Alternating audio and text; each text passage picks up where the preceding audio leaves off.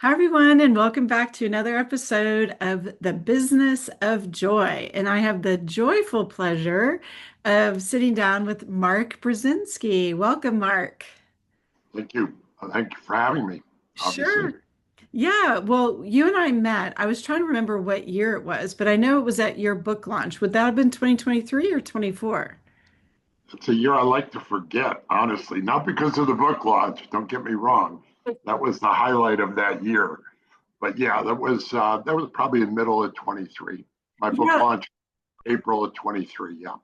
Well, the reason I was thinking it was 23 was I met you at your book launch, and I had just actually launched my book, I think the month before. So if that was April, I launched my book in March. But a funny story, if you remember. So I went to your book launch because I have your book. And I got a book and got you to sign it. But at that time, I got to sit down with you for a little bit, but also I met Larry Levine and Gene Street all at the same time. So that was quite the fun time for me just to get to meet all three of you guys, which is crazy. The three old men of the restaurant business in Dallas, huh? There is a lot in I told Gene that I actually worked for Black Eyed Pea restaurants, after when it was Proof Rock. So that was kind of a fun story. And we even did a radio commercial. I was, just a young person in advertising back then, so I don't think he remembered me, but it was a good story. But I've done a lot of talking already, and I want you to introduce yourself. So please introduce yourself. So for those that don't know you, get a little bit know you a little more. Well, the irony, Lisa, is that you and I live like maybe a mile and a half, 2 miles apart. We both have a Brinker background. We both know pretty much the same people in the industry. And you know pretty much all the concepts I've done. And I've kind of followed your podcast and such. So as much as we only met 2 years ago, I feel like I've known you a lot longer. No Um, doubt. I've been in Dallas since 91. It really was the kickoff of the start of my book, which was more my professional career in the restaurant business. Before that, it'd been pretty much mom and pops and traveling around the country doing some odd jobs. But I moved to Dallas in '91 with Macaroni Grill and the Brinker Group. I was there for 4 years. And while I was there at Brinker, I worked with on the development of Eat See's Market and Bakery. I broke away and started Tin Star uh, way back when, Salsa Smoke and Sizzle. Uh, I, I've done Pei Wei Asian Diner. I got recruited to help develop Pei Wei Asian Diner. From Pei Wei Asian Diner, I developed a couple other things. Before you know it, I find myself in front of Velvet Taco with Randy and the front burner guys, helping them with that. So, bottom line is, I've just kind of hopscotched through the industry Mhm. and had the great opportunity to meet people, wonderful people like Norman Brinker and Randy DeWitt and Jack Baum and Rick Federico and all these icons of the restaurant industry. Somehow I was fortunate enough to attach to them, and my role was always the creative guy, the guy that challenged the norm and challenged the standard wherever I was. And then as companies got bigger, that role kind of starts to diminish, right? Mhm. You're not as creative. The pendulum swings back now towards operational efficiencies and expansion and things like that. So typically that's backseat stuff for me. I kind of don't get much of a kick out of that. I also, on the flip side, I also don't get to participate in the rewards of it as much as people Well, who stay down. well, what's interesting, it was funny because, yes, we live very close together, as does, Larry Levine's close by. And then what's crazy, so I worked at Brinker, but I also have worked with Pei Wei and Velvet Taco over the years. There you go. helping them with their menus. So it is that's what I love about the restaurant industry. Thank you for that introduction. And I would love to know I know you've listened to, especially like Larry's podcast and some of my other ones, but my first question, as you know, not a surprise, I want to know your first job that was not necessarily, it's like your first job, whether it was a paying job or if you were 9 years old or 12 years old or 16 years old. What was your first job? Well, interesting you ask, because in my book, they let me throw some pictures in there. I have a middle section of photos. And I put a photo, it just happened to have a Polaroid photo of the first job I had in the restaurant business, which was a short order cook in a kind of a fast casual restaurant back in New Jersey. We called those kind of places charcoal grills. You walk in, wide open, big charcoal grill, and I was a burger cook at a place called Anthony Wayne Charcoal Grill in Wayne, New Jersey. So that was the How first old time were you? I, How old I were was you? 16. I think I 16. was 16. I cooked and I'd done some stuff, but never formally for pay, Yeah. right? Always for the family. But that was for when I got my license. I was gone. I found a place to work, and that's what I had decided to So do. did you have any like before even that first job at that place, the charcoal grill, did you have any like mowing the lawn or Oh, oh, sure. I was a dog walker for a quarter a dog. I was a dog walker before it became a popular thing to be. Yeah, in the summer times I'd walk dogs or, mow lawns or clean out people's gutters. I was the youngest of a family of five siblings. And Mhm. so any job that anybody else didn't want to do, I got, right? Get up on the roof and clean the gutters out. Go down in that brook and clear that dam off there. Whatever it was like, okay, who's going to do it? Well, it's going to be me, right?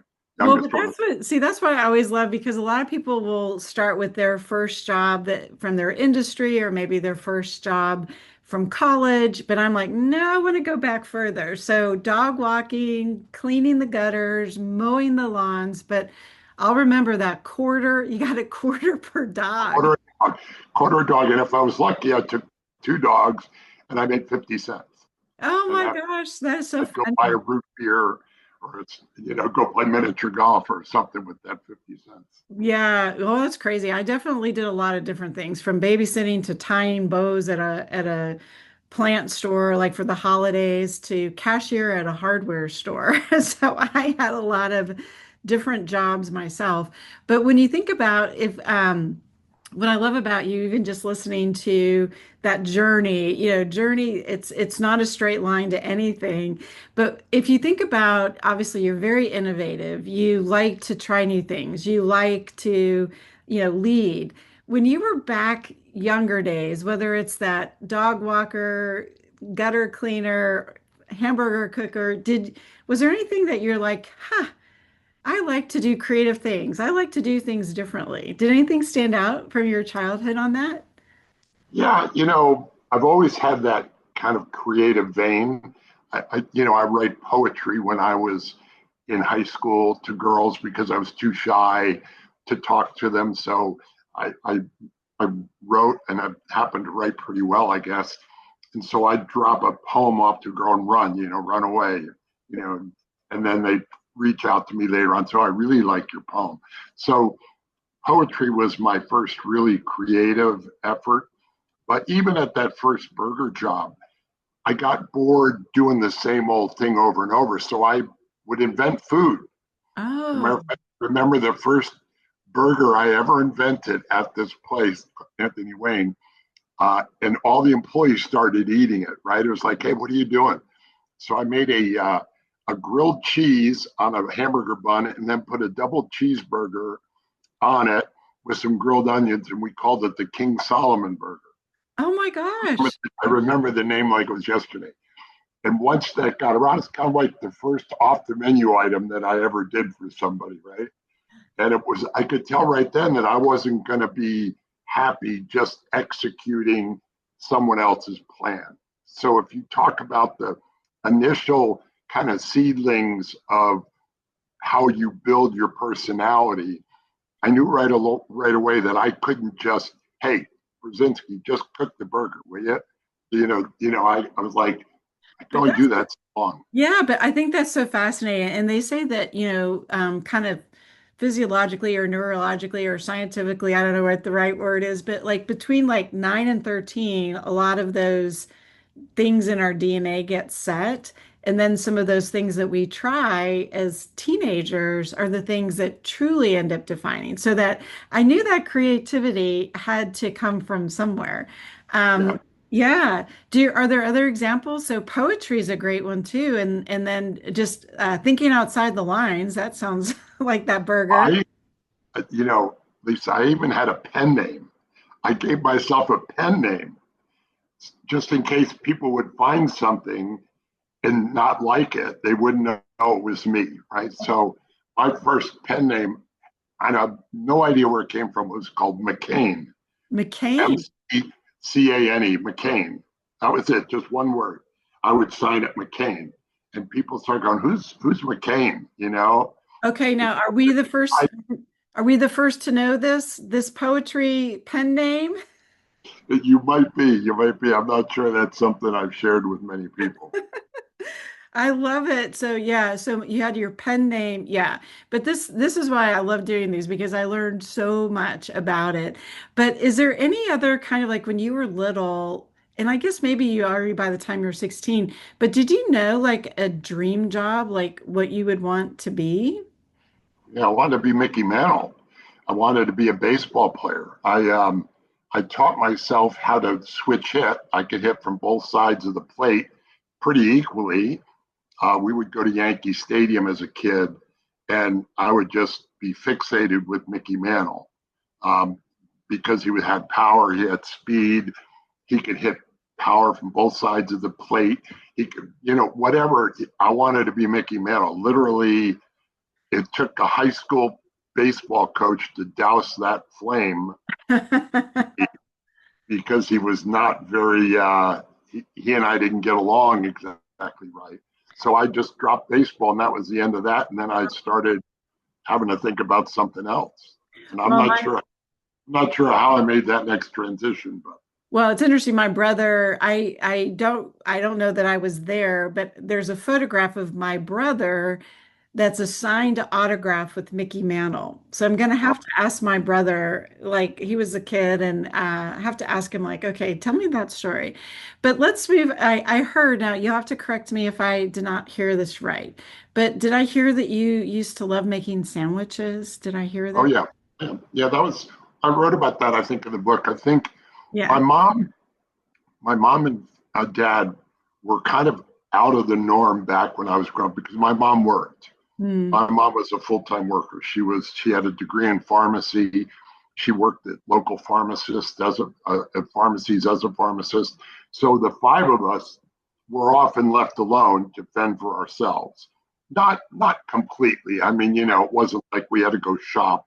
There was food in the fridge, but you learned how to, make something for yourself. And fortunately, I had two brothers who were also interested in food. So I would watch them cook Hmm. and for stuff. And I started to develop my own palate for things I liked. And one of the things that I really enjoyed doing was making sandwiches, as evidenced by the King Solomon burger, right? Yep. I Yep. didn't just put bologna and cheese on a piece of bread and eat it. It had to be something different. I had to melt the cheese or I had to put chopped pickles on it or something. It was always something in addition to what the standard was. So I'd say that just kind of generated itself as my parents weren't there as much and we learned how to cook our own meals. Yeah, and my mom stayed home for a few years, but then by the time I think I was in middle school, she went back to work, and she worked for the Houston Aeros hockey team, one of her jobs in PR. Um, So I got to go to hockey games, like do my homework to stand with my siblings. Gordie Howe. Gordie Howe was on the Houston Earth. Yeah, I got to go. My parents were friends with him, and Mark, Marty, his sons were playing, and so it was a great time for the Houston Aeros hockey. But I want to move on to your time. I know you and I worked together also on a Dallas College project, and Yes, we did. Yeah, which was super fun, and they're making great progress with that. But I know that you'd gone to Cornell, but I had two questions I wanted to ask about that. So the Sure, first sure. is, was there something that you learned that kind of sticks with you today, whether it's a skill or a value? And then is there something you had to unlearn from there? Well, I mean, I'm going to speak a little bit more, um, um, not so much academically, but just life lesson. Sure.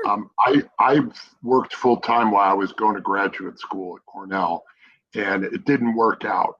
And one semester I came close to failing, and because I had two brothers who went to Cornell, we were kind of a legacy family. And the dean called my father, which is not a good thing to have happen. Not a good thing. Yeah, not a good thing. I wouldn't recommend it.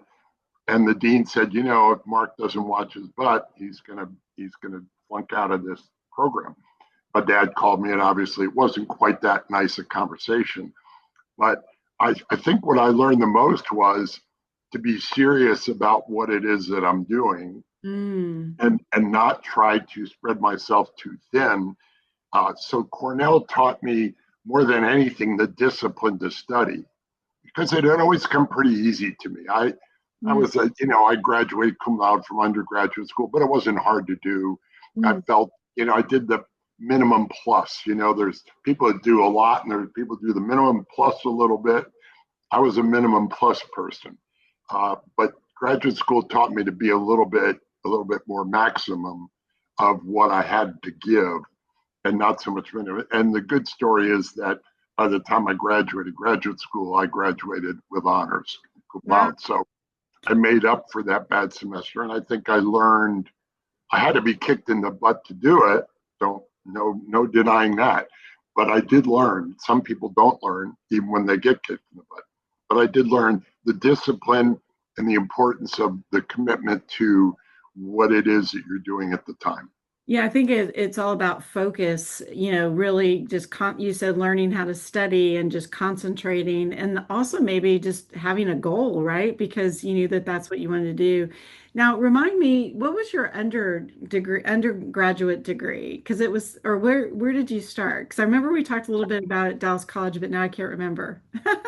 I went to Ithaca College, the same city as Ithaca, right? One's on the south hill, one's on the east hill. I went 4 years at Ithaca College. I wanted to be a journalist. Okay. My dad had told me he wasn't going to pay for me to study journalism. If I was going to go to college, I was going to study business. So I was a business major who, Okay. Yeah. who wrote on the side for the school newspaper and for the local paper, a sports column. But I studied business administration, and it literally was as useful as five tongs on a fork. Right? I didn't I didn't use it. I Mm, stayed in Ithaca and bummed around after graduation, and my dad finally reached out and said, "If you're not going to do that, what will you do?" And Cornell was right there, and the hotel school had two brothers who graduated from it. They were doing very well. I said, "Well, I could go to Cornell. Of course, you know, I didn't have to pay for it, right? So I right. could say whatever I wanted to." But Yeah. yeah, so he said, "Okay, it's your last chance.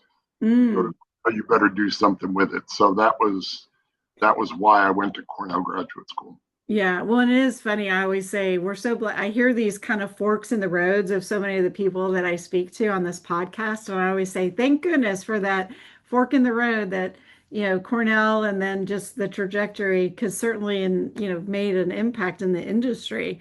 Well, and I do want to ask you, I know, people have, this has been well documented, but, this idea of you being the father of fast casual and in Dallas, which is kind of cool. And Yeah. and I know it's, Pei Wei and Velvet Taco, but the question I want to ask is, so in today's world, so we've got fast food, fast casual, casual dining, and you Right. kind of helped create this new space. What is Mm-hmm. the next new space that you think? Do you think there's a space between fast casual and casual? Like, where do you think that next little gap might end up being? Well, I mean, it's starting to segment. Even QSR, quick service restaurants, are starting to try to figure out whether they should be more value or Mm, more premium, right? And so even QSR, which is a pretty broad category when you think about it, Yeah. even QSR is starting to say, well, can we be premium QSR, right? And I think fast casual, if there is a next iteration, and I'm not sure there is, by the way, it's going to be one more level of experience above the Chipotle's and the Velvet Tacos of the world, which are going to give you a little bit more of a premium experience. And you see that in some of the barbecue places. Oh I yeah. know that's a whole different genre, but barbecue's always been fast casual. I mean, it It's didn't like, yeah, it's counter service. Yeah. matter of fact, it doesn't work the other way.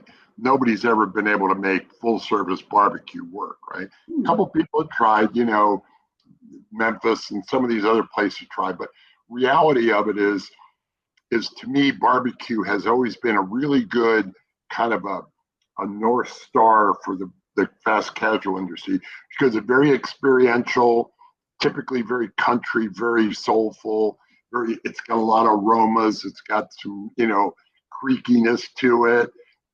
And so to me, I think fast casual could do a better job of elevating the experience. I think that's why Pei Wei was so well received, is Hmm. because you almost felt like you were in a full service restaurant because it was decorated nicely. We had people walking around bussing tables. And when you left Pei Wei, you had this kind of, I was fast casual. I only paid $10 for that meal, right? Right. So to me, that would be the next level people should emphasize is how can we increase the experience so that people really feel like they're getting more bang for their buck by not having to come to a full service Well, restaurant. and the barbecue is a really interesting example that I hadn't really thought of, but it is all the barbecue places, whether it's Sticky's or Spring Creek. And I don't know if you've been to that one that's relatively new, maybe a year or so ago, 2 years ago, actually, Oaked Barbecue that's on Beltline in Dallas. I know Michael. Michael, the owner, is a friend of mine. Yeah, I mean, very much so. As a matter of fact, they took over the old Chamberlain's Fish House up in Addison. That Yeah. was originally before Chamberlain's. It was a Grady's American Grill that Brinker owned, and so that was a full service restaurant that they turned into a beautiful And it's fast casual. beautiful. And the food, honestly, when you think about, I honestly do think of it more as casual dining, but just because the experience is so good. But I guess by definition, it actually is more fast because it's counter. But for those in Dallas, we'll put that link in the episode in case anybody wants to try that out. But in today's, so we talked about kind of that elevated experience, but is there like, I know you're out eating and checking out new brands and new flavors because that creativity is just in your DNA. But is there kind of this flavor idea or thing that's kind of percolating in your head that it's like, oh, that could be interesting, whether new flavor, new type of combination melding together? Yeah, years ago, my greatest failure, the one that took me to my knees, and I talk about it in the book, so it's nothing that I'm revealing here. Yeah. Took me to personal bankruptcy was Indian food, right? Mm. After I left Pei Wei, I decided Indian food was going to be the next horizon of exploration. I actually traveled around the world. I think I mentioned that. Actually circumnavigated the world, took 4 weeks and spent time in Thailand, Japan, India, just trying to get a feel for what the culture was like and what could happen. And I came back and opened an Indian restaurant. Long story short, it didn't work. But I think Asian flavors, because when I was growing up, Lisa, probably not unlike you a little bit, although you're way younger than me, all Asian food was called Oriental food. Mm. There was no there was no designation Thai, Japanese, Laotian, Indian, Malaysian, Korean. It was all Oriental food. Right. And all Oriental food was fried rice, egg rolls, sweet and sour pork. And so to me, it's still the most vast, unexplored cuisine in the world. And we've started to scratch the surface. But when you think about it, you and I didn't grow up eating sushi. Mm-mm. Most of the people that I know of my circle didn't grow up eating sushi. Matter of fact, raw fish was like What are you Yeah, kidding don't me? eat that. Yeah. I would, yeah, you're going to get sick. So the idea that we're now starting to explore the different parts of Asia to me is very exciting because there are incredible flavors that come out of each of those regions depending upon where they are, how how tropical they are or how further north they are, how much they rely on seafood versus how much they rely on vegetables and what grows naturally in the water. So to me, I think and I still do that, by the way. I'm still focused on a lot of Asian cuisines and kind of separating them a little bit more Well, to and try. it's that threading that needle, Mark, that I know is so hard, right? Because it's that keeping the authenticity of it, To, but while trying to make it a little bit more mainstream. I mean, that's always the hard part, right? yeah, but my term always is, Lisa, that as long as it's authentically good. I Mm, mean, you, when you walked in a Pei Wei, there were no Chinese cooks cooking on the woks. They were really skilled Hispanic workers, and some white and some black, a very diverse group that handled the wok. So people subliminally accept that as long as the food was good, hmm they don't pay as much attention to where it came from. mm, I mean, it does matter. You have to have a certain attitude about food when it's a certain ethnic, but it doesn't have to be. I get pounded over the head with this authentic, authentic, authentic. I go, we can't do authentic food here. If I had brought authentic Indian food to Dallas, nobody would have walked in. yeah. The majority of Indian people eat for sustenance. They don't eat for enjoyment.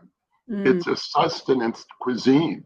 It has a lot of vegetables, has a lot of grains, legumes. It's not like we grew up eating. And so if you're going to appeal to American palates, you have to concede somewhat to an American, acceptance of what you're doing. Yeah, the translation, it's Not inspired, it's the translation, the authentically good. I think that's good, which is for that's that to be authentically good.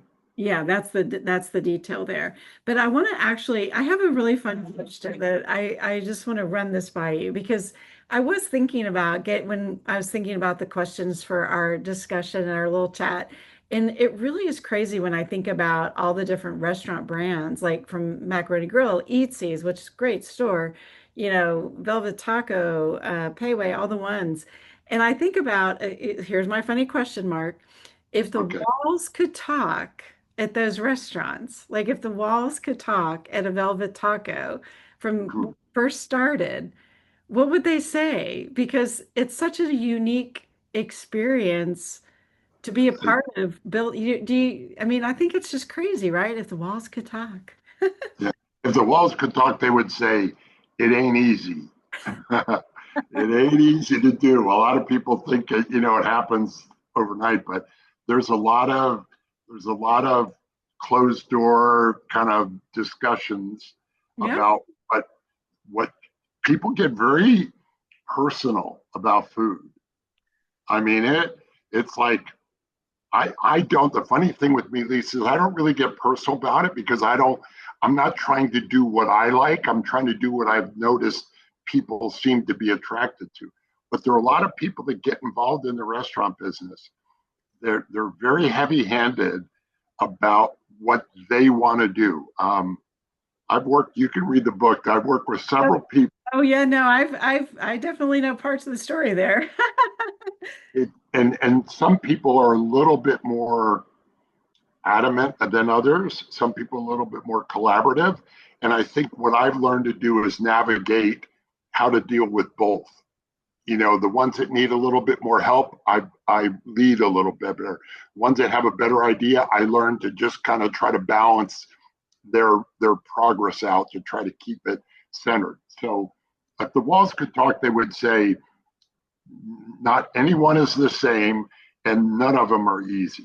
Well, Nothing came, Well, and nothing. especially when you're building something new, I think, that, and you talk about this in the book about, sometimes it can be that battle of the wills a little bit, right? Which is if you're trying to make it for the consumer, you kind of have to step back of personal tastes and what do we think is going to be best. I think that's Yeah. fascinating. But when you think about you writing a book, because I know we both launched our book at the same time, has there been anything surprising, like as people have read it? And obviously you got a lot, you got a ton of media coverage, when you launched the book and speaking. Is there a story that stands out that you're like, wow, I didn't think, like a particular part of the book that people have seemed to really resonate with?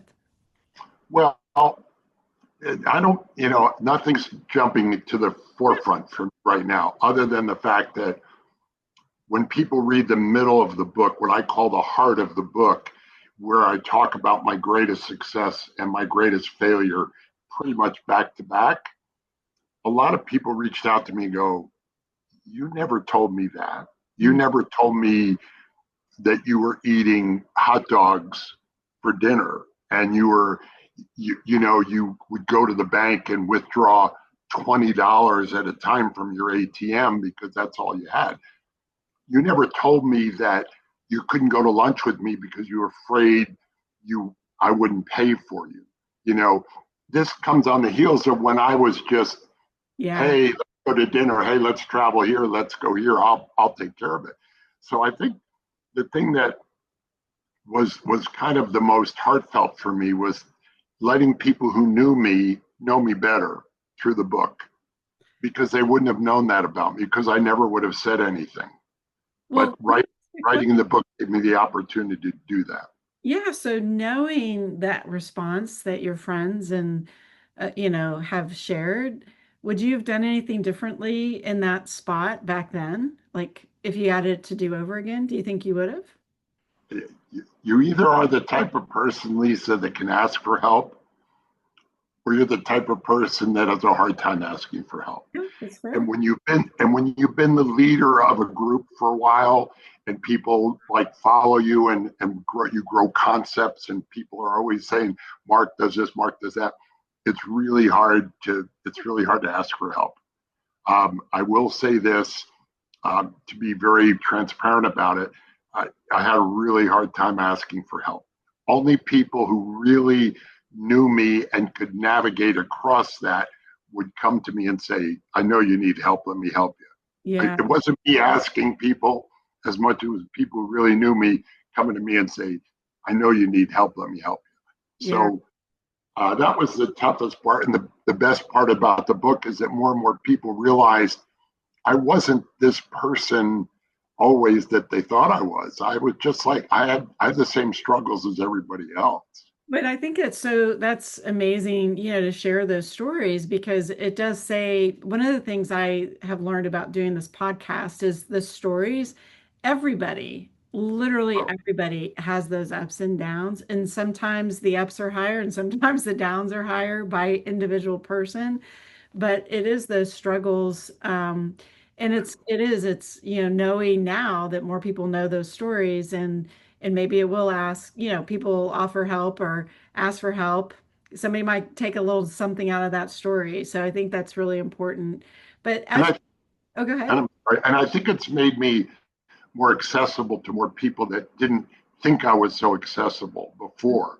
I think people now realize that, hey, I can ask Mark this question, or I can see if Mark will help me because they realize that now, I'm in a position where I'm a little bit more vulnerable and a little bit more accessible, which is fine by me. I love that part of it. Yeah, so I think yeah. So do you think that was expected or you think that's kind of unexpected that that would be one of the outcomes of sharing that story?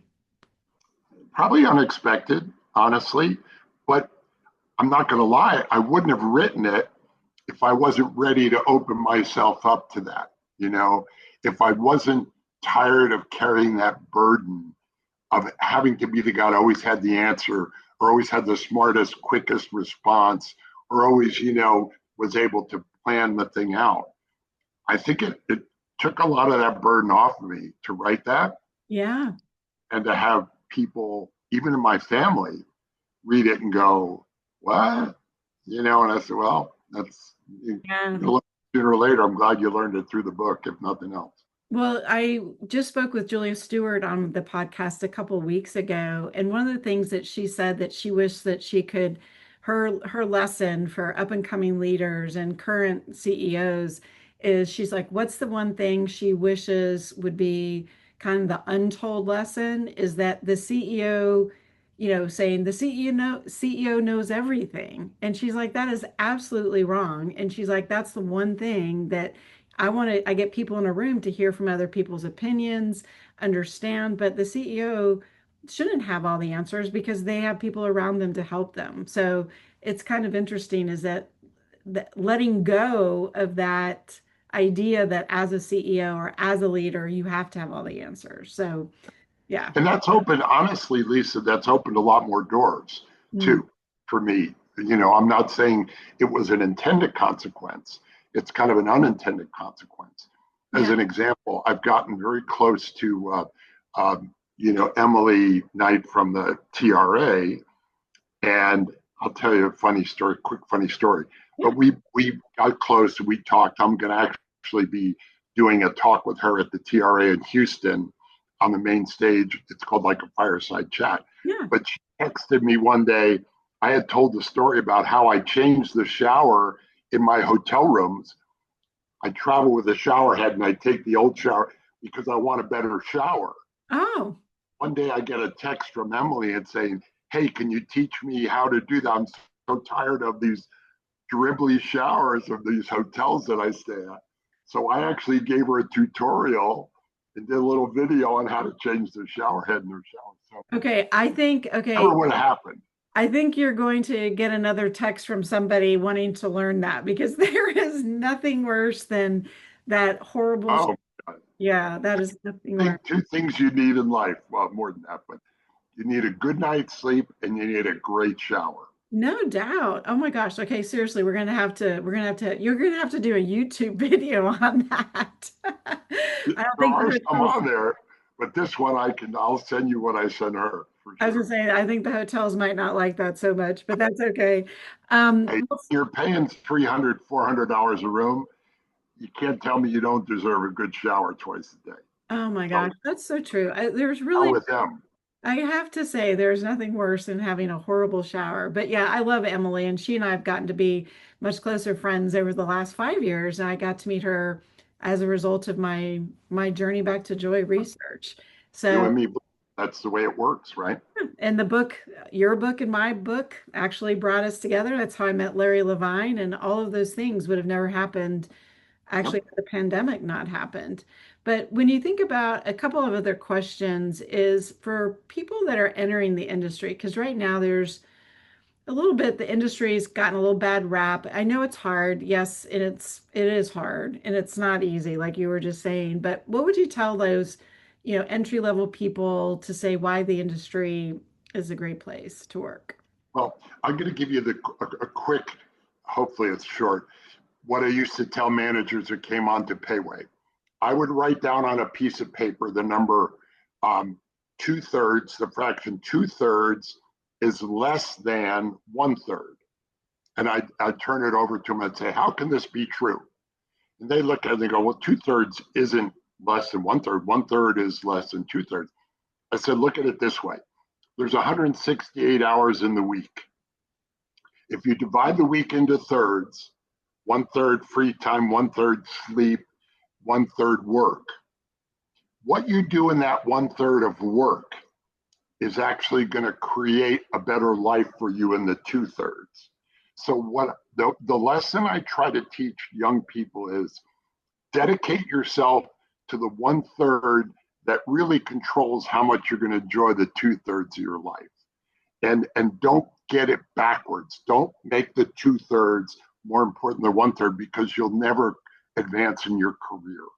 And that is kind of a light bulb moment for some people because I go, you're right. If I work harder and I make a better name for myself and I grow through the organization, I'll make more money.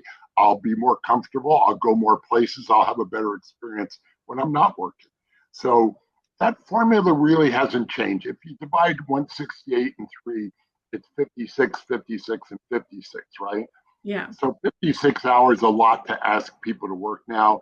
So it's probably adjusted a little bit. But even if it was at 3/4, 1/4, Right. to me, the formula still works. The 1/4 will dictate. And people get that confused. They think that you can do anything you want in that 1/4 or 1/3 of your life and everything else is going to be great. I Just think isn't what it works. that is literally, I've been working on this whole Youth in America project, Mark, and we're going to have to talk more about that in another call. But Happy to. that is, and because I have the passion Dallas College and just, I'm really worried about this next generation. That equation, because I'm also a data geek. So the fact No, that that's a math equation, that's amazing. But it's so insightful to think about because people are like, oh, no boundaries at work, and I need my boundaries. I'm like, great, you need your boundaries, but it actually just says you've got to work the effort that 1/3 really makes the other 2/3, or call it 1/4, 3/4. I'll do that math for you, Matt. I'll do that math for you. um, figure out the new math. We'll call it the new math. the new That math. it is the old math. That's Yeah, for sure. but it's such a great concept that I think a lot of, whether it's high school students or college students or entry level, anybody can learn that, because it's not saying you have to give up your life to be Oh, successful at work. It's just if you work hard, it will make the rest of it more successful, which it's is actually acknowledging that you have more of a life outside of work than Mhm. you do inside of work, and we're okay with that. At a Yeah, pay rate, we ask you to work 55 hours, 5 11 hour days. yeah. And you had 2 days off, and the other time we never called you in, that kind of thing. That was back then, that was like, hey, that's not bad. If I Mhm. can work in this business, then people would grow and get their own stores and manage territories. It worked. I'm old school. To me, it could still work, but I get it. People have adjusted. So Yeah, there but is a the formula. math, if you did the math, 45 hours or 40 hours or whatever, it's still that still makes a ton of sense, and having those boundaries. That is awesome. I love that. 42, 42 hours times four would be 168. So maybe that's it. Maybe it is 1/4, 3/4 now. Yeah. Maybe that's what That's it is. still, but I think that's just such a simple way to think about how we spend our time, because we can never get, tomorrow you can't have back. So how did you spend your time? And then So when people start carving off and they want to work a little bit less, or they take a couple hours early, you look and you just shake your head and say you're out of balance. You're ruining the equation. yeah, and just like, we talk about in the restaurant world, or any business, the value equation. And so there might be something there, Mark, where, the value equation is what you get for what you pay. And now the what you pay is your money and your time. And if you Mhm. think about what you get and what you pay in your time in a work world, there's an interesting thing coming. I'm gonna have to work on that and run that by you. Well, welcome to call me anytime. Oh, for sure.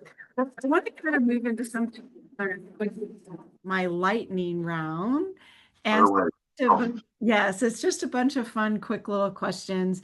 But okay, so your favorite, are you a red wine or white wine or neither?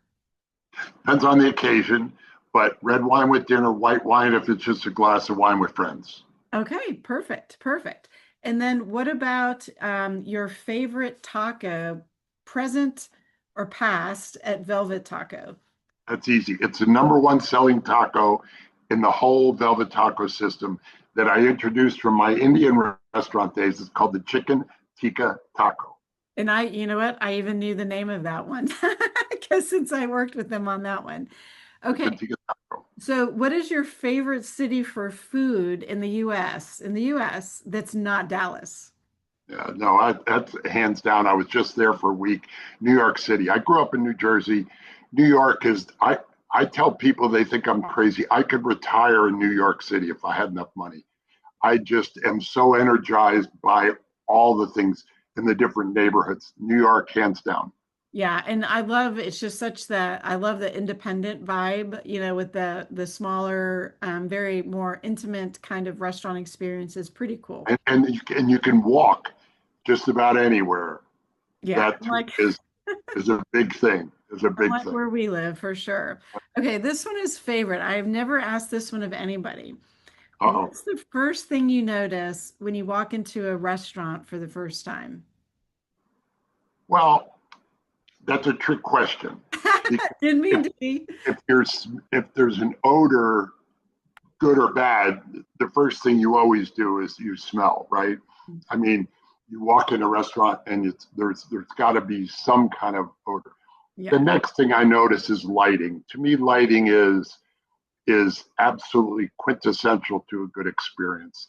I won't go in a restaurant if there's fluorescent lighting or some of these new Um, white LED right. lights. Yeah. I, Yeah. I can't stand the new laws, regulations that require you to use LEDs. If you don't use warm LEDs, you've blown the whole experience. In my way. Lighting, Lighting, yeah. lighting, lighting, You lighting, lighting, you and Jack Gibbons both. Lighting is one of his favorites lighting, for sure.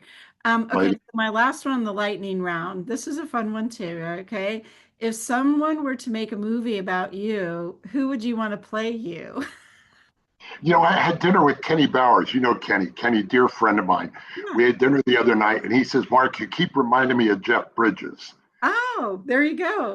I'm like, I don't get it, I don't see it, but yeah, he'd be a good choice. There you He's go. I love pretty that. cool, pretty cool. He's got a kind of the long hair, and he's got a deep voice, the whole bit. I think that I could see that. I could totally see that. And Jeff then Bridges. my last kind of question though is like at the end of the day, when it's all said and done, like what is that legacy mark that you want to leave for everyone? Just don't take it with you, leave it behind. You too many people are intent upon accumulating things. I'm intent upon sharing things. I'm to my own detriment sometimes, quite honestly, Lisa. Um, I think it's most important for us to leave something behind and to as many people as you possibly can, whether it's life lessons, whether it's money, whatever it is, just leave as much behind as you can. That is very well said, powerful insight for sure. Because we are in this world of things like material, but that's why to me, that's why I'm so passionate about what I do because truly want to bring more joy into It's a people's great. lives. I Yeah. love I love the book. I love the attitude about it. I think if more people were like that, we'd have more people smiling as you walk by them on the streets. Yeah, and that's my favorite thing. And when I was younger, like literally when I was in my 20s, Mark, I had a boss tell me I smiled too much. So An there, interesting one. I've not heard that one. yeah, that no, seriously, that nobody would take me seriously. So that stuck with me. And so the pandemic was a good thing for me because not that I always smile, but isn't that curious though that somebody when I was in my 20s said I smiled too much? Yeah. They don't trust people who smile too much. You think it's a medication or you got a little bit of a screw loose, right? It's like, are you okay? Oh my God, that is too funny, Mark. Okay, well, that is a good little button to put on this conversation. No. And thank you so much, Mark. It was such a pleasure. And I'm going to go figure out that math equation so we There you can. go. There you go. Share it with me when you have it. I will. All right. Well, thank you so much, Mark. It was so fun. You got it, Lisa. Thank you.